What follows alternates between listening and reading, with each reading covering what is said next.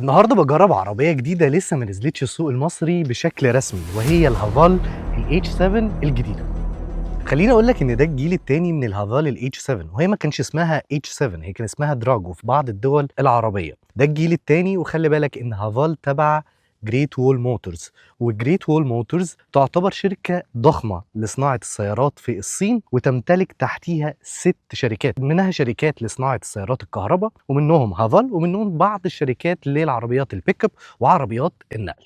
خلينا نتكلم الاول على التصميم الخارجي. التصميم الخارجي هتلاقي اول حاجه الفوانيس دائريه واخده من جوه حرف الاتش، وحرف الاتش عشان هافال، ده الدي ان ايه بتاع هافال. وبرضه هتلاقي الدي ان ايه ده موجود في الفانوس الخلفي. هنلاقي هنا في شبكه كبيره جدا، بس انا ما كانش عاجبني ان الحته دي مقفوله. كمان النيكل اللي في العربيه شايفه ان هو كان المفروض يتعمل بلاك اوت عشان شكل العربيه اورنج وبتاع، يبقى شكلها احلى بكتير. وهنا هتلاقي ان الفوج لايت بيجي ليد، وبرده الفوانيس بتيجي ليد. هتلاقي ان هنا في فتحات تهويه من هنا كده، وفي فتحات تهويه تحت، وده راجع ان العربيه دي لسه هاجيلكوا في الكلام ان هي فيها محرك بنزين، ولكن العربيه دي ما فيهاش محرك بنزين بس، لا دي فيها محرك بنزين وفيها كمان بطاريه وموتور كهرباء. المنظومه اللي موجوده في الهافال هي هايبريد، وبتسمى من هافال HEV. المنظومه دي مكونه من محركين وبطاريه. اول محرك هو بنزين 1500 سي سي تربو 4 سلندر، يقدر يطلع 147 حصان و230 نيوتن متر تورك. طيب والمحرك التاني ايه؟ المحرك التاني كهرباء عند العجلات الاماميه، واللي بيقدر يطلع 174 حصان و300 نيوتن متر تورك. المنظومه دي بقى كلها بتقدر تطلع هورس باور وتورك قد ايه؟ بتقدر تطلع 240 حصان و530 نيوتن متر تورك. دلوقتي هنجرب الهافال الاتش 7 على الطريق ونشوف اداء العربيه دي والتوجيه والعزل ومساحات الرؤيه، كل حاجه هنجربها في العربيه دي، وحتى استهلاك البنزين. عشان تبقوا عارفين العربيه بقى لها معايا 7 ايام، فانا برضو مش لسه بجربها دلوقتي معاكم، انا اوريدي جربتها. خلينا نبدا اول حاجه خالص بالعزل بتاع العربيه. الازاز ده دبل، والازاز كمان اللي قدام دبل، ولكن الازاز اللي ورا مش دبل، وده مخليك شويه عندك عزل صوت للطريق كويس، ولكن عزل للهواء جاي من فتحه البانوراما مش احسن حاجه. ودايما العربيات اللي بيبقى فيها بانوراما العزل فيها حتى لو ده دبل وده دبل مش هيبقى العزل افضل شيء، ولكن العزل هنا تقدر تديله 7-8 من 10. ولكن عزل صوت الهواء عشان عربية مربعة فيها مربعات كتيرة، فالهواء بيخبط فيها بشكل عنيف، فصوت الهواء ملاحظ في العربية. خلينا دلوقتي نجرب العربية على الملفات ونشوف التوجيه بتاع العربية. الملف ده يعتبر زي كده بزاوية 60 درجة أو 45 درجة. بصوا بقى الحتة اللي ورا بتلعب شوية، يعني عربية من ورا بتلعب، وده راجع ان موتور الكهرباء عند العجلات الاماميه، والعربيه دي دفع امامي، فلو جيت دوست بالعربيه جامد في ملف ممكن تلاقي العربيه من ورا فيها زي بتلعب كده بظهرها سنه بسيطه. توجيه لو انت دلوقتي على 65 التوجيه كويس، ولكن لو زودت شويه هتلاقي ان العربيه من ورا فيها لعبه بسيطه، فالتوجيه تديله 6 من 10، والعفشه كمطبات وحفر وكده تديله 8 من 10. خلونا دلوقتي نجرب بقى حاجة تانية في العربية، وهي مساحات الرؤية. مساحات الرؤية بس القايم ده كبير شوية، ضخم شوية، ولكن انت قادر تشوف من الشباك اللي جنبك عشان كبير فقادر تشوف كويس، وبرضو الازاز الامامي ولكن تعيقه دي بس، ولكن مساحات الرؤية مقبولة تقدر تديها 7-8 من 10. هنا دلوقتي نتكلم على استهلاك البنزين. استهلاك البنزين هنا زي ما انتم شايفين 7.7 لتر لكل 100 كيلو. زي ما قلت لكم استهلاك العربية دي على الورق يقال 5.7 لتر. انا عشان جربت العربيه لمده 7 ايام، وانا لما بجرب عربيه بحاول اطلع اوحش ما فيها عشان ده تيست درايف، فتحاول تشوف يعني اسوأ استهلاك ايه. اسوأ استهلاك هو ال 7.7 لتر، ممكن توصل ل 7.9 لو انت بقى مشغل التكييف على الاخر وقارص بالعربيه وجايبها سبورت، ممكن توصل للارقام دي. تعالوا بقى دلوقتي نجرب اداء العربيه، نشوف المنظومه الهايبريد اللي هنا اللي بتطلع 240 حصان و530 نيوتن متر تورك قادره تعمل ايه مع البادي، مع الحجم، مع الابعاد بتاعه العربيه. فتعالوا كده ندوس دوسه يعني دوسه واحنا على ال 82. خلينا كده ندوس. تمام. العربيه عقبال بس ما تحاول تفهم ان انت دوست دوسه بتاخد لاج بسيط، ولكن لما بتدوس بتروح. يعني احنا تلاقينا جبنا من اول خدت مثلا ثانيتين وبعد كده فائت، وده راجع ان موتور البنزين وموتور الكهرباء لما بيلاقي ان في دوسه جامده زي بيقولوا البعض يلا نشتغل مع بعض. خلينا برضو ندوس دوسه كده. هنا احنا ماشيين على 78، خلينا ندوس دوسه ونشوف. زي ما قلت لكم لاج بسيط، ثانيه او ثانيتين وبعد كده عربيه تنطلق في طريقها. فالمنظومه اللي هنا ال 530 نيوتن وال 240 حصان منظومه قويه. استهلاك البنزين بتاعها مش قوي، يعني بصوا برضو 7.7 هي لسه على ال 7.7. فاستهلاك البنزين واداء العربيه مناسب جدا لحجم العربيه وابعاد العربيه. خلينا نتكلم على السيفتي فيتشرز في العربيه دي. العربيه فيها 6 ايرباج، فيها اي بي اس، اي بي دي، اي اس بي، كل ما يخص الفرامل كسيفتي موجود في العربيه. كمان العربيه فيها اكتف سيفتي، فيها مانع التصادم الامامي ومانع التصادم الخلفي.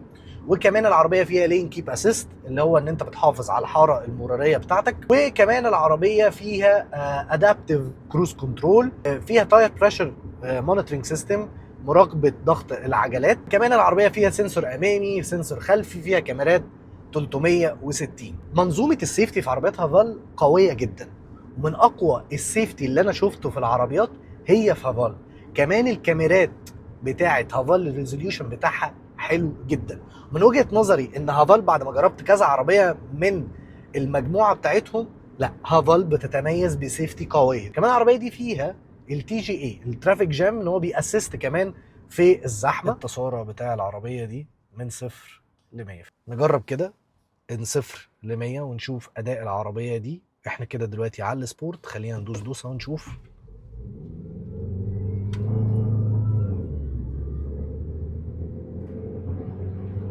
استجابه سريعه فايقه، مش زي النورمال، عربيه فايقه. عايزين نتكلم في الاخر خالص على الفرق ما بين الهايبريد والار اي اي في، عشان احنا كنا نزلنا قبل الفيديو ده العربيه الروكس. فهل العربيتين زي بعض؟ لا. العربيات الار اي اي في بتبقى المحرك البنزين لا يتدخل في حركه العجلات، ولكن في الهايبريد الموتور البنزين يتدخل في حركه العجلات. وفي الار اي في موتور البنزين مسؤول فقط عن شحن البطاريه، يشحن البطاريه عشان تقدر تحرك موتور الكهرباء اللي بيبقى عند العجلات الاماميه. ساعات بيبقى في عربيات دفع امامي، في عربيات بتبقى دفع امامي او دفع كلي. فهو البطاريه بتتشحن من خلال موتور البنزين اللي بيحرك موتور الكهرباء اللي قدام وموتور الكهرباء اللي ورا. ده كده الفرق ببساطه ما بين العربيات الهايبريد والعربيات الار اي اي في. تعالوا بقى نتكلم على حاجات عجبتني في العربيه وحاجات ما عجبتنيش في العربيه. الحاجات اللي عجبتني في العربيه رقم 1 الاداء بتاع العربيه، تاني حاجه استهلاك البنزين، تالت حاجه الشاشه دي والشاشه دي والهيد اب ديسبلاي ريزوليوشن قوي.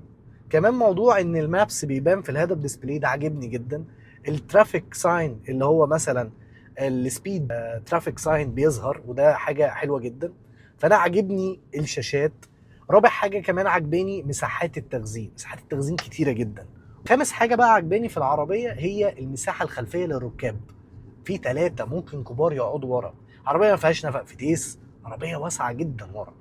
فلو عربيه فاميلي كار وكمان معاك ناس كبيره، العربيه دي هتديك اللي انت عايزه بالنسبه للمساحات، وكمان مساحات كمان التخزين. كمان العفشه في العربيه كويسه. الحاجات بقى اللي ما عجبتنيش في العربيه، اول حاجه التوجيه مع السرعات. ساعات العربيه بتطلع بجنبها يعني شيء بسيط، ولكن مع السرعات لما بتدوس بتظهر. ولكن ده عشان انا بجرب، ولكن في الطبيعي انت المفروض تاخد الملف على 60، ما تزودش عن كده. فهي لغايه ال 60 هي كويسه. ملفات دايما تبقى من سرعه 40 ل 60، ولكن لو بتجرب عربيه انت بتحاول تطلع اقوى حاجه فيها، تشوف هي ممكن توصل لايه. تاني حاجه ما عجبتنيش مساحه الشنطه. مساحه الشنطه 483 كنت عايز اشوف شنطه اكبر من كده. ثالث حاجه ما عجبتنيش في العربيه البلاستيك اللي مستخدم في الحته دي مثلا، والبلاستيك اللي مستخدم في الحته دي. اخر حاجه بقى ما عجبتنيش في العربيه، شايفين الاشاره؟ يعني عشان توقف الاشاره صعبه، يعني لازم تاخد على الموضوع فتره كبيره وتتاقلم على ان انت الدوسه بتاعت، يعني بصوا انا دلوقتي اديت اشاره يمين عايز الغيها، لو جيت عملت كده هتلاقيه شغل الاشاره الشمال مع ان انا عايز الغيها، وتلاقيه ممكن يشغلها مثلا 3 مرات ووقفها. انا فاهم ان انت لو اديتها زي كده تشتغل 3 مرات او 5 مرات كده، اشتغلت 3 مرات. فهي الكليكه ما بين ان انت تشغلها خالص او ان انت تشغلها 3 مرات مش مفهومه، لازم تاخد عليها فترات كبيره جدا. دي كده الحاجات اللي عجبتني في العربيه، ودي الحاجات اللي ما عجبتنيش في العربيه الهافال الاتش 7. خلينا نتكلم على العفشه بتاعت العربيه. اول حاجه العربيه بتيجي بدفع امامي للعجلات، عشان زي ما قلت لك هي فيها محرك كهرباء واحد عند العجلات الاماميه. العربيه بتيجي بتعليق قدام ماكفيرسون وورا مالتي لينك. كمان العربيه بتيجي بجنود 19 تو تون، وكمان هتلاقي ان البروفايل بتاع الكاوتش عالي 60، وده بيساعد جامد جدا في حته الحفر والمطبات، بيساعد ان الكاوتش ما يعملش بقى بالونه او يعمل حاجات زي كده لو البروفايل قليل. يعني مثلا لو 45 او 40 هتلاقي ان هو على طول يعمل معاك بالونه، ف60 مناسب جدا لجنطه 19. لو جينا بصينا على الشكل الخلفي للهافال الاتش 7 هتلاقي برضو ان هي فيها فوانيس دائريه وفيها حرف، تلاقي الفانوس داخل في حته في الشنطه، وكمان مكمل معاك في الرفرف. هتلاقي ان هي بتيجي باكسدام يوحي لك ان هو اوف رود، في طبعا سنسور خلفي، وكمان هتلاقي فيه هنا سبويلر وفي اللايت بار بتاع الستوب. كمان الشنطه بتيجي كهرباء، ولكن انا شايف نقطه ضعف في العربيه دي في الشنطه هنا 483 لتر، وده رقم انا شايفه صغير شويه على حجم العربيه. لو جينا بصينا هنا كده، هنا هنلاقي فيه البطاريه بتاعت العربيه والعده بتاعت العربيه، ولكن لو رفعت كده هتلاقي هنا كده في ايه؟ دي البطاريه بتاعت العربيه دي 1.68 كيلو وات، تمام؟ ودي اللي بتحرك الموتور الكهرباء اللي موجود في العربيه. وكمان لو تنيت الكراسي دي تديك مساحه حوالي 1362 لتر. خلينا نبص على خامات العربيه دي. اول حاجه الطاره جلد، وكمان عاجبني شكل الطاره الجديده بتاعت هافال. هنا هتلاقي ان في بلاستيك، ودي حاجه انا ما عجبتنيش. بص الصوت ده صوت البلاستيك. كمان هلاقي البلاستيك في الحته دي، ولاحظته جدا، شايفين الحته دي كده؟ ده بلاستيك. ولكن لو جينا هنا هنلاقي ان في سوفت تاتش، خامه كويسه، وكمان هنا برضو هتلاقي فيه سوفت تاتش، وهنا هتلاقي فيه شورت كاتس للتدفئه والتبريد بتاع الكرسي. الكرسي ده جلد كهرباء، فيه داعم قطنيه اللي هو اللي سايق، وفيها تسخين وتبريد للي قاعد جنبك، وطبعا بيجي بجلد وفيه فتحات تهويه. في حاجات بقى هنا جوه العربيه بيبين لك الايدنتيتي بتاعت العربيه، الكربون فايبر لوك ده، وكمان المسامير اللي هي على شكل يعني نجمه، ده بيوحي لك ان العربيه دي اوف رود قوي. كمان هتلاقي المقبض اللي جنبك على شكل زي مسدس، وده برضو عشان يقول لك ان العربيه اوف رود، بس هي مش اوف رود، هو عايز يديك الاوف رود لوك. كمان هتلاقي الكربون فايبر لوك هنا جنبك، هتلاقي مقبض ايد الباب هتلاقيها برضو على شكل مربع، هتلاقي المربعات دي كتير قوي في العربيه. في حاجات دايما بقى ايه هنا مميزه في العربيه مش هتلاقيها في عربيه ثانيه. بصوا فتحات التكييف هنا تلاقي في فتحه فوق وفي فتحه تحت، فدي برضو حته مميزه جدا. الحته دي برضو مميزه. الفتيس، شكل الفتيس برضو مميز، يحيي لك بشكل الاوف رود، والشورت كاتس اللي حواليها، وحتى المود سيلكتور اللي بيبقى هنا كده ان انت بتقدر تلف، ويديك كمان صوت كل ما بتيجي تغير المود. نتكلم على مساحات التخزين. هنا في العربيه فيها حاجه ذكيه جدا. لو جينا كده بصينا هنا ممكن اضغط لتحت انزل الازازه لتحت، وممكن لما تيجي تشيلها ممكن تروح رافع تاني المسند ويديك العلو بتاعها، عشان لو حاطط مثلا كوبايه قهوه او اي حاجه وانت عايز تبقى قريبه منك. لكن دي كده بتنزل، وكمان ممكن تدوس هنا كده تطلع لك. طبعا عندنا هنا تو كاب هولدرز، هنا عندنا مساحه تخزين، وكمان دي كده بتتفتح، وفيها كمان اللي انت ممكن تفتح ده كده يديك تكييف فيقدر يبرد لك الحاجات هنا، عشان مثلا لو حاطط ازازه ميه او حاطط اي حاجه عايز تسقعها تفضل محافظه على السعيه بس مش هتسقعها يعني. كمان هنلاقي ان مساحه التخزين المشهوره بيها مجموعه هافال الحته اللي تحت دي، واحنا لما كنا بنجرب الهافال الاتش 6 انا حطيت لابتوب هنا وحطيت شنطه، فهنا مساحه كبيره جدا. كمان هنلاقي فيه مساحه للموبايل ده وايرلس تشارجنج، ولو جيتوا بصيتوا هنا كده هتلاقي انه فيه تهويه للوايرلس تشارجنج. كمان هتلاقي ان هنا كده في مساحه تخزين في الحته دي كده، وهتلاقي ان فيه كمان مساحه تخزين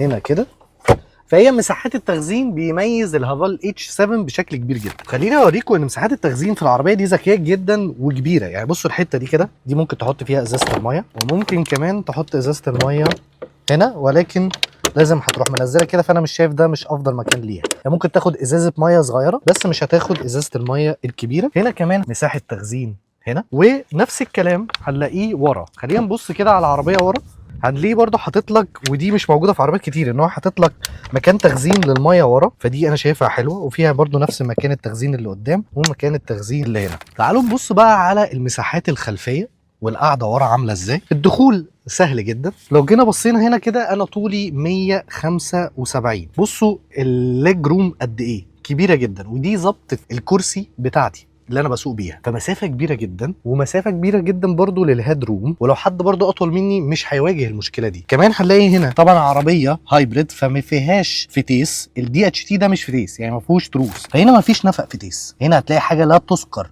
بومبيك كده صغير مش هتحس بيه خالص. هنا في مساحات تخزين وفي فتحات للتكييف، بس مفيش زون هنا للتكييف، 2 زونز بس هتلاقيهم قدام. كمان لو جيت قعدت هنا في النص انا مرتاح، في برضو مساحه تخزين في الكرسي اللي قدامك، وكمان هتلاقي الباب ده فيه مساحه تخزين هنا ومساحه تخزين هنا ومساحه تخزين هنا، والمقبض برضو على نفس الشكل بتاع المسدس ده اللي موجود قدام. العربيه بيجي فيها 8 سماعات من هافال، وكمان العربيه بتيجي بستاير خلفيه. كمان هتلاقي فيه مقبض هنا للنزول، عشان لو حد عايز ينزل ويمسك في المقبض ده، وكمان هتلاقي هنا فيه فوق، وهنا هتلاقي فيه نور. كمان العربيه بيجي فيها بانوراميك سان روف، وكمان بيفتح.